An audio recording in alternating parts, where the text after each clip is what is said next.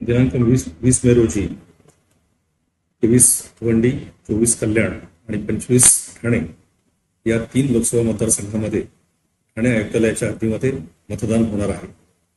लोकसभा निवडणुकीचा हा 5वा टप्पा आपल्याकडे पार पडत आहे. यासाठी पुरेशी खबरदारी पोलीस प्रशासनाने घेतलेली आहे.